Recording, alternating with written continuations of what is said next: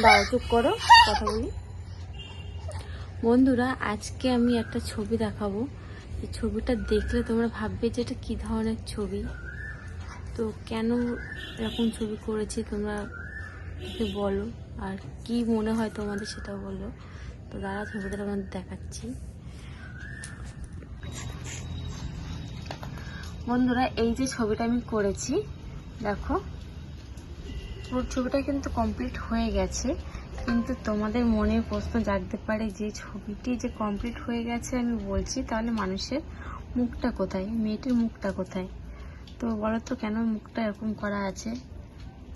যদি বুঝতে পারো অবশ্যই কমেন্ট করে বলো। তো ছবিটি কেমন হয়েছে অবশ্যই কমেন্ট করে জানিও।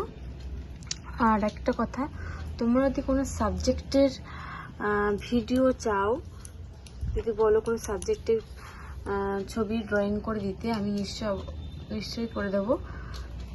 আর এটা হলো ক্যানভাসে করা অ্যাক্রিলিক কালারে, যার জন্য এই অপশানটা পেয়েছি। তো বলেই দিই যে কেন আমি মেয়েটির মুখটা এরকম করে রেখেছি।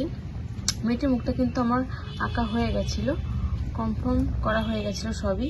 কিন্তু যখন ছবিটা শেষ পর্যন্ত আমি কমপ্লিট করলাম, দেখলাম যে মেয়েটির মুখটা আমার পছন্দ হচ্ছে না, যার জন্য মেয়েটির মুখটা এবার মুছে দিয়ে আমি আবার নতুন করে করব। তো এটাই হলো কারণ যে মেয়েটির মুখটা আমার পছন্দ হয়নি, আবার নতুন করে করব। তার জন্য মেয়েটির মুখটা মুছে দিয়েছি। যেহেতু এটা অ্যাক্রিলিক কালারে করা আছে, এই অপশানটা আমি পেয়েছি। ওয়াটার কালারে করলে আমি করতে পারতাম না, তো এর জন্যই। কিন্তু ছবিটা কিন্তু পুরো কমপ্লিটই আছে, জাস্ট এটা বাদ দিয়ে। তো ছবিটি কেমন লাগছে অবশ্যই কমেন্ট করে জানিও, কেমন হয়েছে অবশ্যই কমেন্ট করে জানিও।